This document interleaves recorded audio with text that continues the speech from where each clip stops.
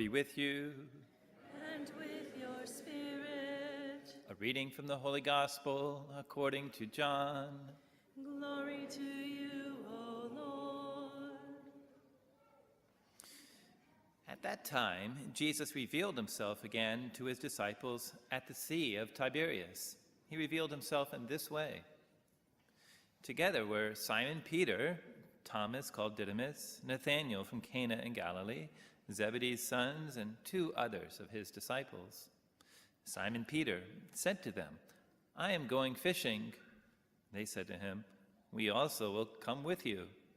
So they went out and got into the boat, but that night they caught nothing. When it was already dawn, Jesus was standing on the shore, but the disciples did not realize it was Jesus. Jesus said to them, "Children, have you caught anything to eat?" They answered him, "No."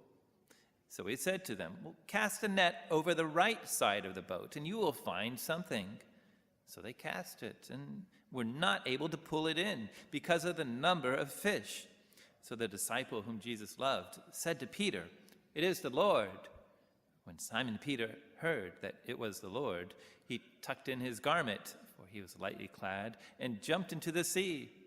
The other disciples came in the boat, for they were not far from shore, only about 100 yards, dragging the net with the fish. When they climbed out on shore, they saw a charcoal fire with fish on it and bread. Jesus said to them, "Bring some of the fish you just caught."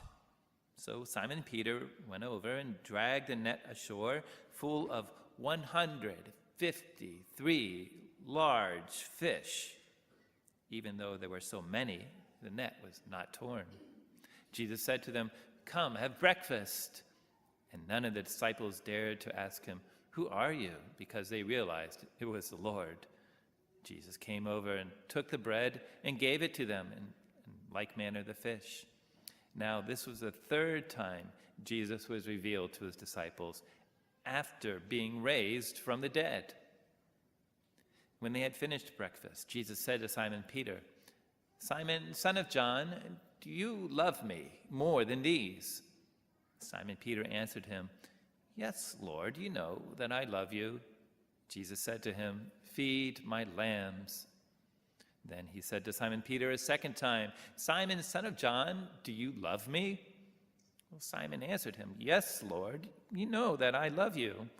Jesus said to him, "Tend my sheep." Jesus said to him the 3rd time, "Simon, son of John, do you love me?" Peter was distressed that Jesus had said to him a 3rd time, "Do you love me?" And he said to him, "Lord, you know everything. You know that I love you." Jesus said to him, "Feed my sheep. Amen, amen, I say to you, when you were younger, you used to dress yourself and go where you wanted, but when you grow old, you will stretch out your hands, and someone else will dress you and lead you where you do not want to go." He said this by signifying by what kind of death Peter would glorify God. And when he had said this, Jesus said to him, "Follow me." The Gospel of the Lord. Praise to you, Lord Jesus Christ.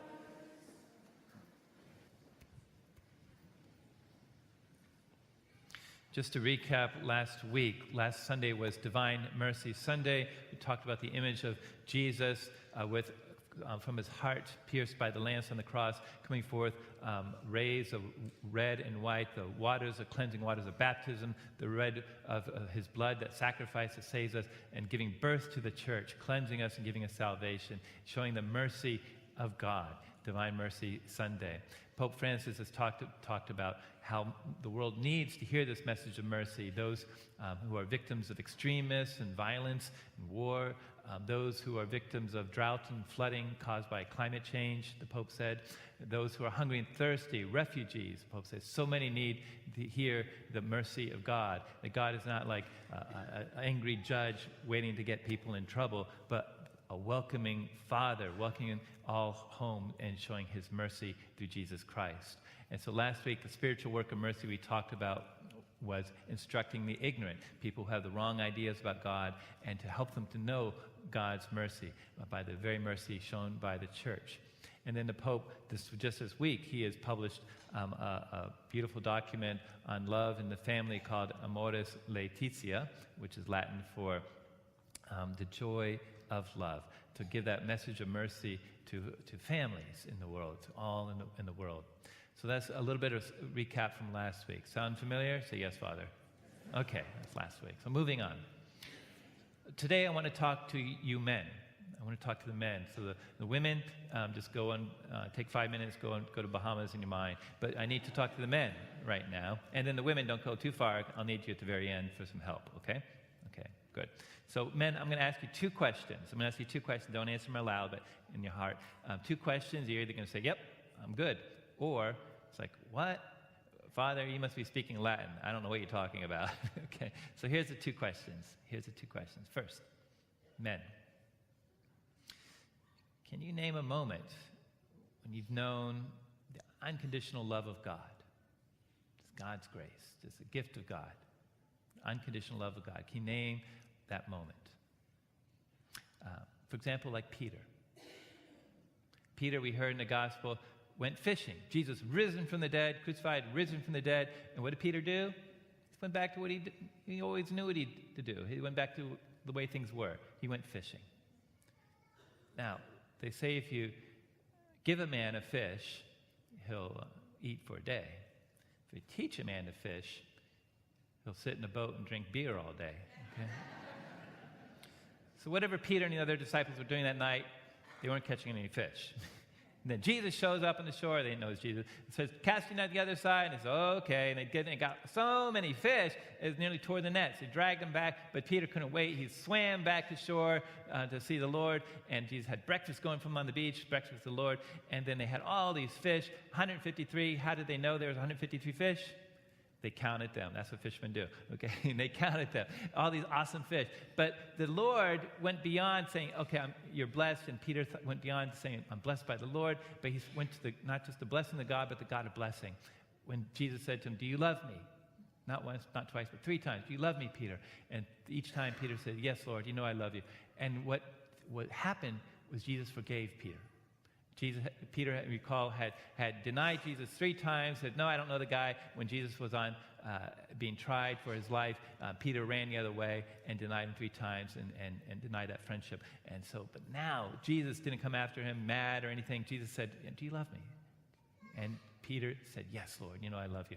And it was really the resurrection of Peter that happened that moment of grace. Because from that moment on, Peter did not go back to fishing. Peter did not go back for fishing for fish. He went back to fishing for men, proclaiming that Christ is risen. Even to the leaders, even when it cost him his own life, he proclaimed Christ is risen. The good news, God's mercy to the world. Changed Peter, that moment of grace. So for you men, that moment of grace, knowing God's love for you, might have been a moment of forgiveness, just receiving God's mercy, his forgiveness. It might have been a heart attack. You know, that he realized he got a second chance at life. And instead of waking up in the morning and saying, oh, God, not another day, but, oh, God, thank you, I'm alive. Instead of, I got to do these things, but I get to do these things. And changed life from a series of tasks and chores to a bunch of surprises and gifts that never stop. So it may have been something crazy like a heart attack that just changed your whole attitude and something you knew you were loved by God. It might even be something at church. You know, God forbid, something at church helped you know God's love. That Easter Vigil, we baptized 8 men and women, and one of them said the next day, Easter Sunday morning, she woke up, and her first thought was, I'm Catholic. I'm Catholic. It was such joy from God's gift of baptism in Jesus Christ. And that was that new life in baptism, just thrilled. So my first question to you men is, can you name that moment? Can you name a time when you knew God's love for you just as you are? Not who you might be or who you wanted to be, but just who you are. God just loves you. God's love you. So that's the first question. Second question, man. Second question to you men is this. Do you have someone to go fishing with? Do you have some guys you can go fishing with? Someone to go fishing with. The retreat we do here, Christ in His Parish Retreat, it's a weekend for women, weekend for men. And after the weekend retreat, we invite them to come back and to be part of the next team to give the next retreat. Some do come back, and we ask them, why did you come back? It's a big commitment, meeting weekly for months and getting ready for the next retreat. Why did you come back and do this? And the men will say, I want that. And you say, what do you mean? He said, I saw those other guys on that team. I saw those other guys who gave the talks. I saw them hug each other and talk to you about one another's brothers and what they're going to do afterwards and how they spend time with one another. He says, I want that. Because they got work, and they do a good job at work. They have coworkers. They might be married, have a wife, might have kids. But they're missing something. They're missing something in their lives. Missing someone to go fishing with, someone to hang out with, someone to maybe be accountable to. Missing that. In another parish, two stories, call him Joe. Joe had crossed the line again. He had an inappropriate relationship with another woman, and his wife, let's call her Jane, she was done with him. 2 strikes, he was out. Forget 3. And they're talking separation, talking divorce when they were talking. Otherwise, there's coldness. But Joe, to his credit, picked up the phone and called someone else who'd been on the retreat with him, one of his brothers through Christ in His Parish. Called him up, said, man, I blew it. I need some help. The guy dropped everything. They met 2 hours emergency meeting at the local coffee shop, and they talked and talked and talked. And they straightened out Joe, gave him some things to do, and kept in touch, going back and forth, so that weeks later, he and his wife were back together again, holding hands again, in church together again, and their marriage is back on track to this day. And what I love about that is Joe didn't call me, the priest. He didn't call me, Father, help me. He called one of his brothers through this retreat. A guy he can go fishing with, a guy he can trust with his deepest shame, and found so much help for his marriage. Isn't that great? So men, I ask you, do you have someone you can go fishing with? Someone you can talk to about those deep secrets, things that you might not be so proud about. But do you have someone you can go fishing with? Life is better together. You got your family and you got coworkers, but you got someone you can go fishing with. Just talk about whatever, small or big. So those are 2 questions for the men. Now, women, this is where I need your help. Women, okay. What you need to do, what I ask you to do, is for the men in your life, it might be your husband or boyfriend, it might be your father or your son, 21 and older, is to nag them. I need you to nag them to go on the men's retreat next month. Okay? Because this is why. Because no guy will go on this retreat on his own. Okay? So you got to give him a good reason. And the reason is this: my wife nagged me into it.